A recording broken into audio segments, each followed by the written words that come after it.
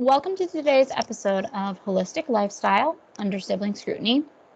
In today's episode, we're going to be talking more generically about our perspectives on health and wellness and what both of those terms kind of mean to both of us. My name is Paige Van Allen. I am a mental health counselor in the capital region of New York.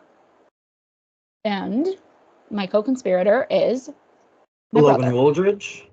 I am an NASM certified personal trainer and nutrition coach. So just a couple of disclaimers before we start. My disclaimer is that my thoughts, opinions, feelings about a lot of things that I talk about here are not reflective of the agency or the company that I work for. This is just like my own individual thing, so nothing that I say on here reflects that of the place that I'm working for in the capital region of New York. And as for me, I do not have a medical practice. I'm giving general health advice. Make sure you have medical clearance before pursuing any of it. If you do have medical clearance, though, I highly encourage you to try some of it, at least experiment and see what works for you. And so I guess with that, I'm going to let you start, actually, because you tend to be more prepared than I do, so I need some more time to think about these things. What is your personal philosophy or perspective on health and wellness? Well, I view health and wellness as something to keep in mind at all times because, it is the foundation of our life, our quality of life. At the same time, preventatively rather than from a curative approach. So we try and keep ourselves healthy rather than wait until we're feeling like crap and then try and get healthy again, quote unquote. And personally, I am big on kind of optimizing my life and really whatever capabilities feed towards my goals, rather than just being generally healthy and satisfied with that. That is a personal choice, though. I know that isn't for everybody, and not everybody would be happy doing so either. And I believe also that all of these things, as I already suggested, are personal. Not everything is going to work for everybody, and so there's a big part of trial and error in regards to all this. And when we say wellness in particular, this involves not just the physical body, but also the mind and the soul as well. And that's actually what I was going to say, I think, is like my biggest point when we talk about like health and wellness, as a condensed phrase, right? Health and wellness. Health to me reflects more of that physical, like medical side of things, right? The eating right and exercising and those kinds of things. And wellness winds up being more akin to mentally, emotionally, and spiritually, at least for me. And so I guess in regards to those things, in both health and wellness, I think that it is it should be very individualized and specific. Like you were saying, not everything works for every single person. And there are a lot of things that don't work for a lot of people as well. And it's important to kind of recognize that and that those differences exist and that those differences are going to happen for you. It might not be in the ways that like we wind up talking about. It might not be in the ways that your friends wind up talking about, but different things are gonna work differently for everybody. We all have slightly different brain chemistry. We all have slightly different hormone levels. We all have slightly different, like all of these things that do exist in our bodies. Our body is a weird, complicated mess of a system, and everybody's is wired a little bit differently. Like, I don't want to say wired, I guess. Like, there are different balances to everybody's systems, I think is a better way to put it. Absolutely. And not just on that chemical level, I would Yeah. argue also in the like it's layers, right? So you have the biology, which is the like the hard science side of it, right? The Mm-hmm. balance of your hormones, everything you just mentioned. And then there's like another layer, which is like your emotions, and everybody has a different emotional balance too. Mm-hmm. You know, and physical needs too in terms of activity levels and such. You know, different Yeah. people are comfortable with different levels of that. And then on top of all of that, which is just who maybe you could say your natural inclinations are, you Mm-hmm. have your life experiences, which then add another layer of complexity to a human Yeah. being and making everything very unique. And I And think, oh, sorry. no, I go wanted ahead. to jump in though, because one of the things that I'm actually learning a bit about right now, as well as like trying to pay a lot more attention to in my job, as well as like personally, is also like sensory differences is a huge thing that I think a lot of people don't recognize as a layer to this. Is we all respond differently to various sensory inputs. So like some people have, myself included, have a very strong response to like visual stimulation, right? So if there's a lot going on around me, I can get very overstimulated and like freak out or shut down because I don't know what to do with all of this stuff coming at me. Um, for other people, it's the kinesthetic, it's the moving around input, it's that energy output and input that really gets them working or not working, right? And so there is a lot of sensory stuff to think about as well. And I think it's something that kind of has been made to feel more abstract somehow in our culture. But it really is interesting. Like when I start to talk to grown-ups, or like parents of kids who very clearly these kids are struggling with sensory things, and I start talking about it to the parents, they're like, "Oh, I do that too." And I'm like, "Yeah, most people have some amount of this. We just have learned how to manage it." But circling back, like I think that that's just an additional thing for people to like bear in mind, and I do think that would be an interesting episode to do as well, because it does make a difference to like how well you can function and manage your life on a daily basis, is if you're aware Absolutely. of those sensory differences and sensory processes being what they are for you. Absolutely. And I would just like to say, because I was actually watching one of the great courses recently on creativity, and they brought up sensory things, but in relation to how particularly early life experiences can contribute to the level of sensory perceptions in different people. You know, Mm-hmm. because we adapt in our younger years to survive the environments we grow up in.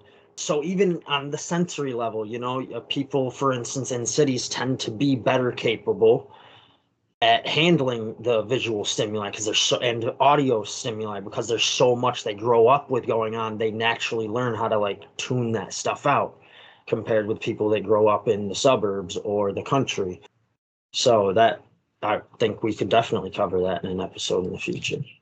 um yeah, so I was a little bit of a tangent, but I do think it's just an interesting seed to plant for people to start looking into if they want. But also, it's something that I'm trying to like build into my health and wellness, and recognizing like, oh, I'm not actually anxious. I'm just incredibly overstimulated right now. And the language that you use can make a huge difference, right? And we'll certainly talk about that more at some point. But I think that Right, being, isn't that there's even a DBT or something that's based yeah, around that, right? yeah. Dialectic behavioral therapy. Yeah. Hmm. And so, like, recognizing the nuanced differences between like anxious or just stressed or just nervous or overstimulated can make a huge difference, right? Because if you're stressed, you want to like step away, take a nap, whatever. But like if you're overstimulated, you just need to remove the thing that is overstimulating you, and you should mellow a bit. So just kind of something that I think is really helpful to be mindful of when we talk about overall health and wellness. It's very nuanced and it should be very individualized. That doesn't mean that you shouldn't try and buddy system things. That doesn't mean that you shouldn't have someone to like hold you accountable for your health and wellness. That just means it's going to be different, right? It's like when you when people talk about running with someone, right? Like they go on runs with the friend or something or their partner. Like, are you fucking kidding me? Like, are you kidding me? Zach would lap me. Like his leg stride is like 1.5 mine. So I would have to run 1.5 times faster to keep up with his pace because it's different. Like for us, it's a physical difference, but like that kind of thing, you just need to be mindful of it. Like if I am happy running faster, then we can do that. If I'm not, then we're not running together, and that's okay. Yes, absolutely.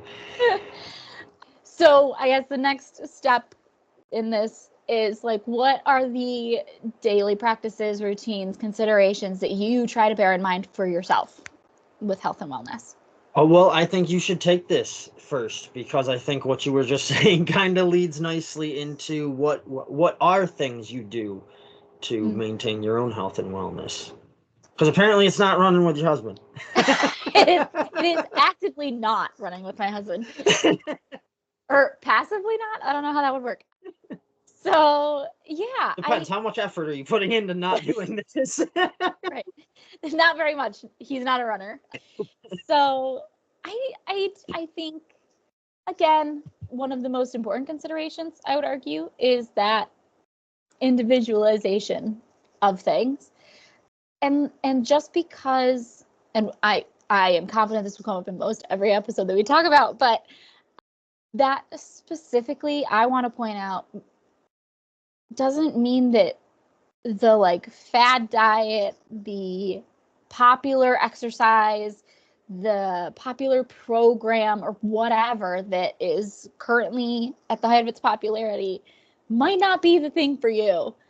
I think that that's a huge struggle for a lot of people, is like, oh, I need to buy a gym membership because that's what people do to be healthy. And like, you don't actually. There are a million ways that you can work on your health and wellness that isn't buying a gym membership. Or maybe it is a membership, but it's not to a gym. There's like rock wall climbing gyms, and there are like, you can go ice skating, and that is a workout for different reasons. Like there's so many alternatives and additional things you can do other than these like mainstream high popularity things. And I don't love how hung up people, including myself, I've been in this boat before, of like, oh, well, everyone's doing this and it's working really well for so many people. That should be what I do. And that isn't fair to you in a lot of ways, but it's also just ridiculous to assume that that one thing out of the hundreds, if not thousands of options there are, is gonna be the one that sits well for you, that doesn't hurt your body, because that's also a thing. I have a bad wrist and I have a cyst that like comes and goes as it pleases.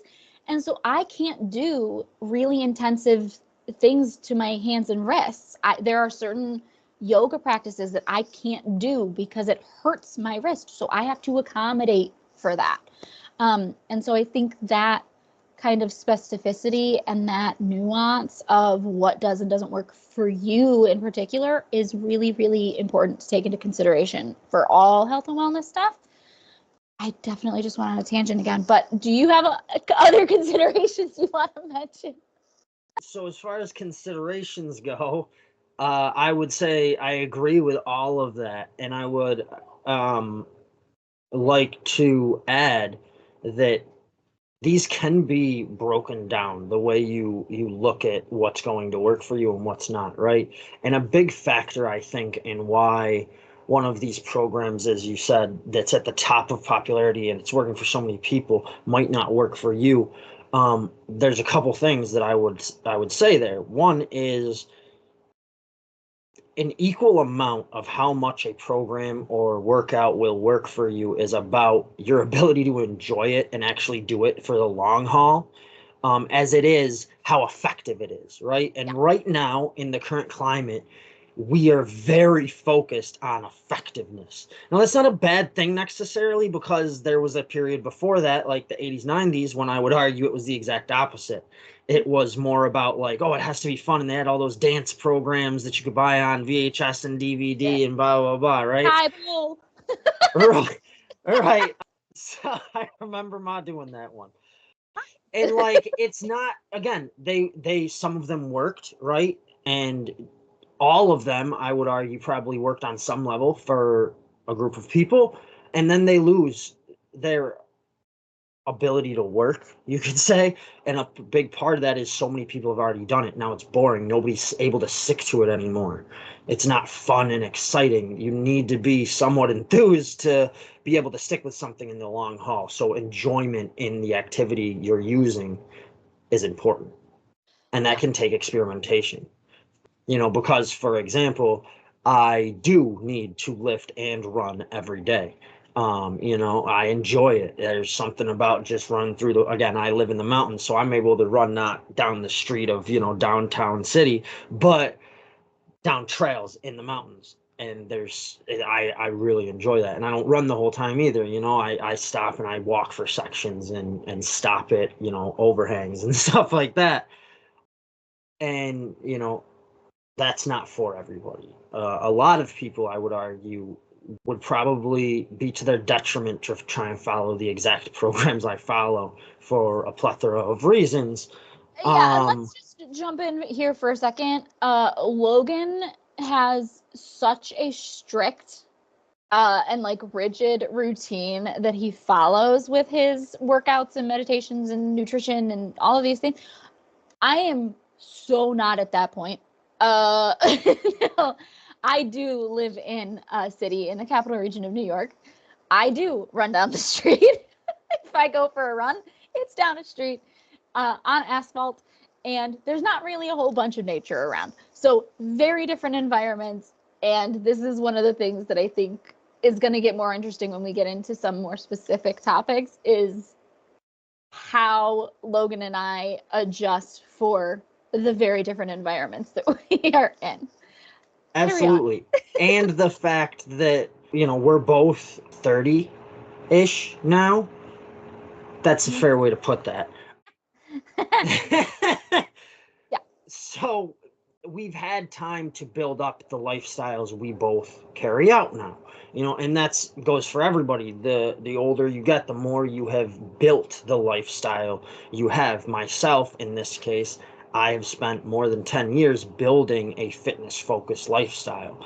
And even before that, I was reading and studying martial arts and, involved in physical activities. So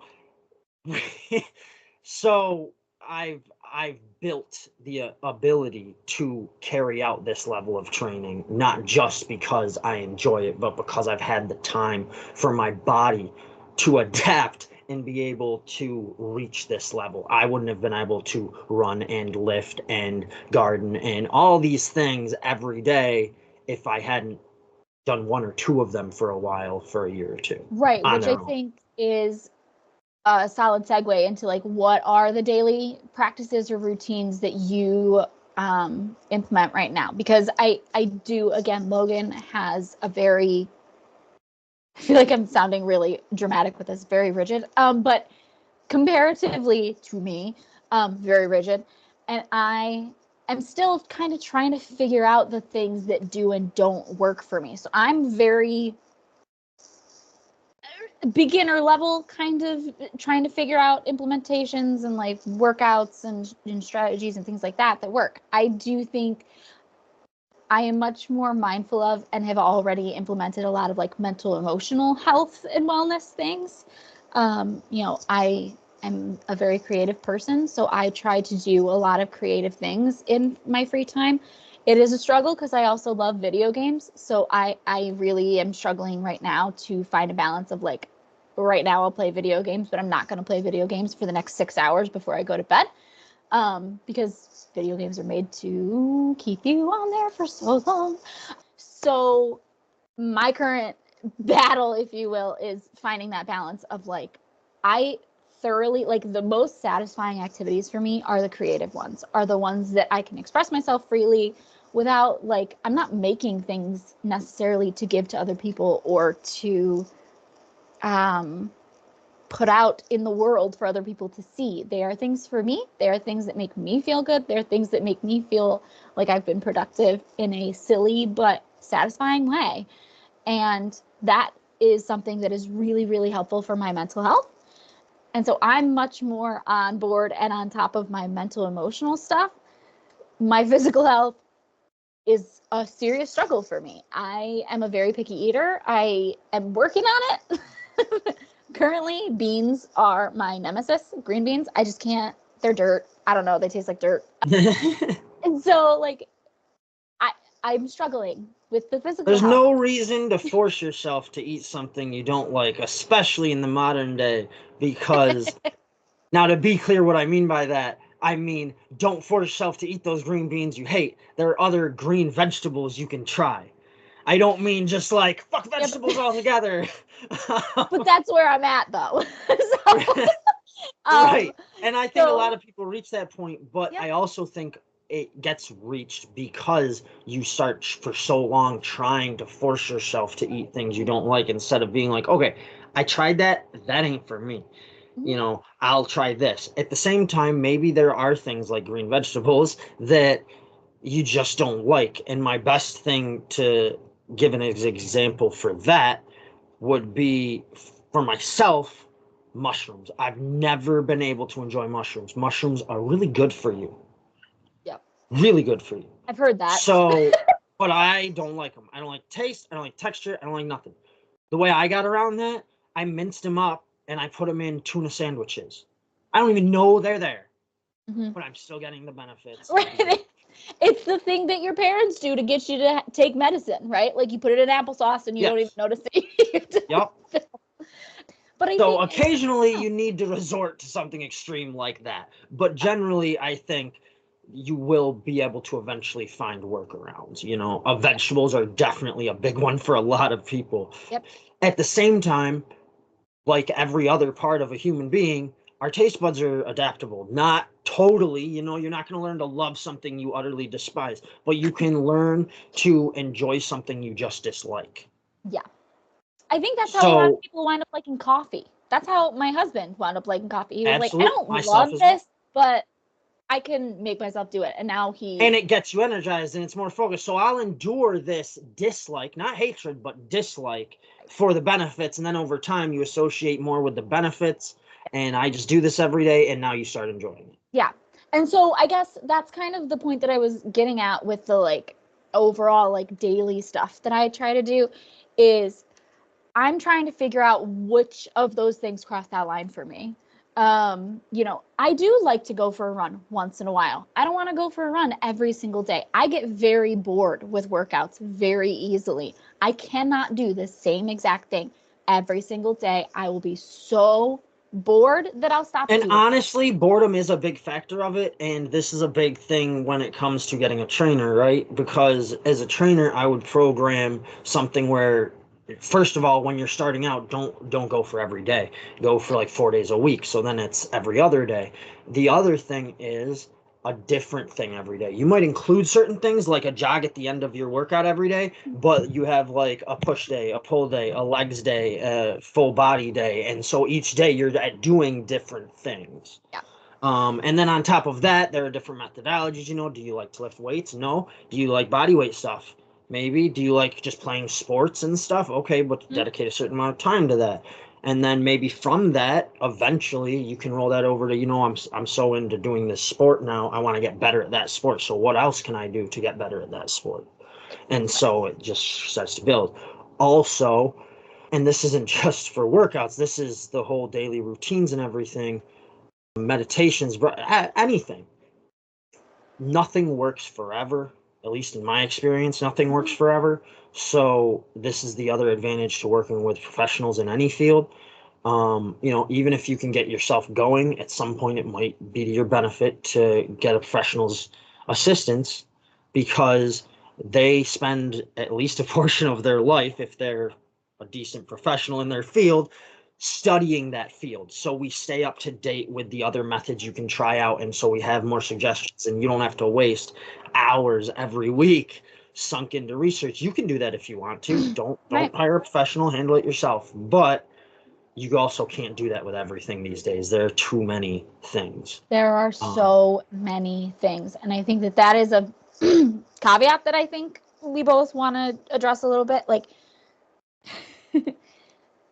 well, actually, if I can just finish a little here, because yeah, this go will for it. still lead right into it. Yep. So for my own personal daily routines, for 10 plus years, I have used time blocking scheduling, right? So I have built up a wake up routine, a resistance training block, study block, work block, writing block, a cardio and or martial arts block, and a wind down routine. I have recently realized that just doesn't work anymore since I have started this website, these podcasts, my work with Parkus on our social channels and his Mindset Enterprises. And so I am currently in the transition of working on a more cadence-based scheduling mixed with theme blocking. I have PTSD and ADHD, so I did my research. Again, I sunk hours into doing research when I realized this 2 weeks ago now that time blocking wasn't working for me anymore. No matter how I switched it up for the last month or two, that's another important point here when it comes to how I handle things. I didn't just go, oh, the time blocking isn't working anymore, and toss it out the window the first day it wasn't working. I continued to try and shift things and see if it was just a little something that needed to be tweaked. And after a couple of weeks, I was like, you know what? This just isn't working. I need to look into something else. Yeah. I've also been down a journey of reincorporating, we'll say, things in my mental health area that I had disregarded, not thinking they're worthless, just I'm not a professional like my sister here on mental health. So when I learned certain things, I misinterpreted, misunderstood some things. I'm working on correcting them. With that in mind, I went and researched other forms of scheduling and such, and I came to cadence based with an overlay, weekly overlay of themed days. And that works it has been working better and better for me as I go on. Again, another thing to keep in mind when you're trying stuff, it takes time to build anything up.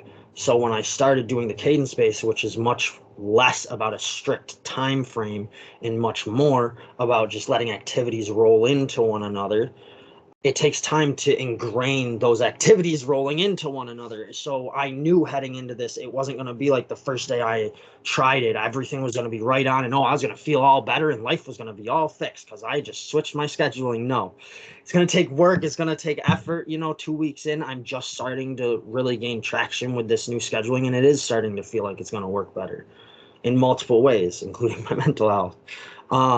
So that's both how I've done it, how I'm handling an alteration to it, and how I came to the awareness that I needed to alter a long working thing for me. And so to circle back to that like caveat that I wanted to kind of touch on, which you did, I mean, it does lead it into is like the point of professionals being professionals is that they are willing and sometimes required to spend a certain amount of time every year. Like for me, I think there's a certain amount of CEUs we have to get every single year, continuing Same for my education profession, credits, yes. right? To make sure that you're up to date on what is shown to be effective, what isn't shown to be effective, all of these things, so that we're doing that work so that most of the people on the planet who do not enjoy spending hours and hours and hours Googling, listening to podcasts about the same subject, and like all of these things that take a lot of time, which is a finite resource for people. This is a very finite and it is a very precious resource. So if you don't have to do it, that's what a professional is for, right? My favorite thing is listening to mental health podcasts right now. Oh my God, it's my favorite. I would spend all day, every day doing it if I didn't have a job, probably. It is not everyone's cup of tea, and I'm aware of that. But that's why I chose the job that I chose, to save all of my clients and their parents that time. That is the point. You will And get for the lost. same reason, but in a different way, it's how I landed on the profession I landed on. Yeah. You know, I spent, again, 10 plus years doing this in my free time, and therefore having no life. So, you know, when the transition now has been to running this business, it's actually opened up time for me rather than taking time away. I didn't really have much of a life for 10 plus years because I was working or studying and training. And that's it. I've been to a bar twice in my whole life. Like, so, and now I have to keep up with two things. The personal trainer certification needs CEUs, and the nutrition coach needs its own CEUs. But for me, who I'm sure for most people reading up on that stuff, staying up to date on it, earning stuff, you know, CEUs in the area of Death. physical It is wellness, death. terrible. I get to do it and actually have, you know, earn those CEUs now. I was doing it for nothing before. It's a benefit to me. It's something I know not a lot of people want. So, and in this modern day, again, because this is going out to anybody who's like myself, very, you know, want to be completely independent. Why do I have to rely on anybody else? Blah, blah, blah. And that worked for a large part of human history, right? Not in general. We've always needed societies to build and progress and blah, blah, blah. But you were able to be more of a loner throughout history. Because of what we've already discussed here in terms of how many fields there are now, how deep each one of those fields are, you cannot independently, I'm saying this to my younger self, people, you cannot keep up with all the areas of just human health, let alone whatever else you want to do in life, all on your own. So you It is need so some overwhelming. areas to be assisted by a professional. Yeah. It's why, even though we all own houses, 99% of us hire out a contractor to improve the house, to fix the house, to whatever. Yeah. And I think that it's a I think people enjoy the idea of being an expert on themselves, which they are. But you don't You get are to not already optimized. So yourself, right. yeah. Right. And so becoming an expert on yourself does not mean Googling everything all the time about everything. That you will get so overwhelmed. You will get so confused because there's so much conflicting information. And I would just like at this point to shout out to you years ago, in case you don't remember. I probably don't. Many years ago, when I was in the midst of my heading to the mountains and such, I went through a stint of intense study on psychology and my own diagnoses and stuff. And I remember one particular conversation all these years ago. I think I had reached out to our mother and said, "Send me my file of all my diagnoses." And there was like 14 of them or something from when I was a kid. And I remember telling you I did this, and you were like, "Logan, nobody should be slammed with that many things. Like, that was a mistake." And it was before I even had been hit by the whole impact of it all. But over the years, I think back to that conversation, and she was right. And that's kind of what I feel she's saying here to Yeah. other people as Yeah. well. You know, you don't want, even though you know you very well, you don't want to know the everything all at once. You need time to integrate things. Yeah, it's or like you'll you get need over it in moderation. You need the Yes. information in moderation, and that's part of our jobs, like in our different fields. But that is our job, is to like give you the information that you need as you need it, right? And for us to gauge, okay, it looks like they've processed that part of it. Let me give them a little bit more and help them process the next step of this. Because it's so much. And you're still going to hit points, even with professionals, of like, oh my God, I don't even know what to do with this. But at least then you have someone to be like, okay, how are we going to cope with that? How are we going to Yes. adjust? They How are we one going to help you see it's time to take that break, and they will have recommendations for how to, utilize that break. Yes. And so we've definitely gone on some tangents and we need to wind down a bit. But I'm trying to figure out what else did we want to cover today in this particular conversation? I think we just have the recommendations left. This Okay. last bit here. So, what are your recommendations for people starting health and wellness journey? Well, my biggest recommendation would be to focus on your sleep and what surrounds it, meaning like your morning routine, what heads into your whole day, and your wind down, what kind of brings you and prepares you for sleep at the end of the day. And I recommend that because whether it's, at least in my knowledge bank, whether you're pursuing better mental health, emotional, physical, whatever, all of them are largely influenced by your sleep. Sleep is so important. The only thing I would think all by itself being of perhaps equal importance would be your hydration. Hmm. Other than like those two things are probably the biggest pieces underlying all health fields. Yep. And So sleep, those would be the two to yeah. focus on first, in my opinion, to And build a solid foundation. I think sleep is something that we take for granted, especially in our culture. There's this push to like be productive and get shit done and be on the go. There's that like attitude of like go, go, go, go, go. Oh yeah. Our culture doesn't really care much about sleeping. And I would say, and this is 100% personal, not professional opinion, but I'm sure there are like articles on it. I would guess that like 95% of the population has some amount of sleep issue because of the culture that we have surrounded ourselves with. And ironically, I just have to say, same with hydration.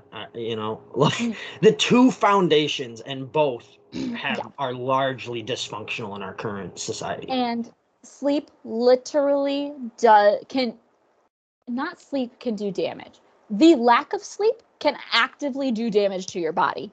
So you need to pay attention to your sleep and work on improving it. It impacts everything: physical, mental, emotional, spirit, like all the facets of health. And as much as the lack of sleep can cause the seriousness of, long-term damage to the body, there's also the fact that even subtle amounts of sleep loss can alter your perceptions of life, like how positive you are, how well you solve problems, how well you handle stress. All of these can actually be negatively impacted by just being tired, just a little bit. And my recommendation, which we've already kind of talked about a bit, unfortunately, but I think it just drives the point home, is you really need to recognize and familiarize yourself with your own body and brain. I think that knowing yourself in all the ways is really important. And I think for some people, like Logan and I have just been talking about, he is much more aware and mindful of his physical health than I am. I am much more aware of and mindful of my mental, emotional health than Logan is. Like everybody Absolutely. has a certain natural level like of natural inclination, right? Yeah. And that's great. But you need to know and be familiar with all of them.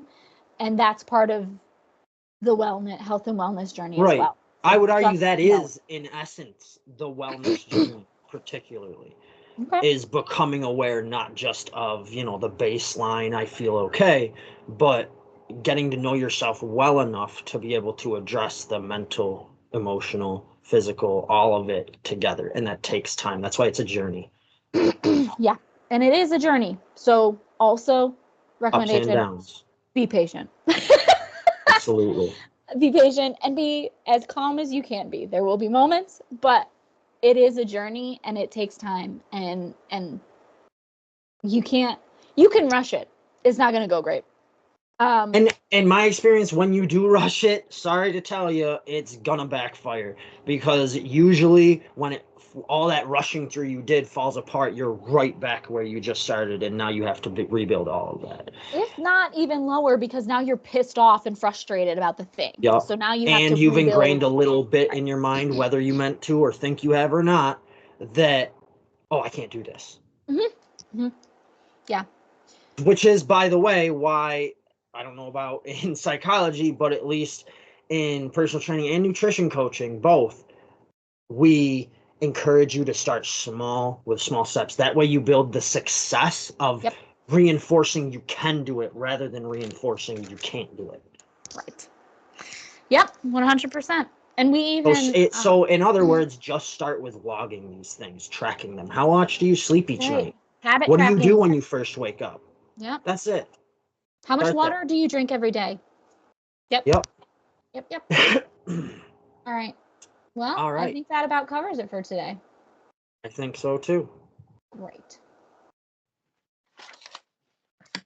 Thanks for joining us for this discussion. Next time we will be exploring gardening. If you would like more content on the health and wellness journey, or if you enjoy nature and the outdoor lifestyle, join us on YouTube, Instagram, and Facebook. Get the links in the description, and come check out themarshforest.com for a nature-centric community that will support you and provide accountability.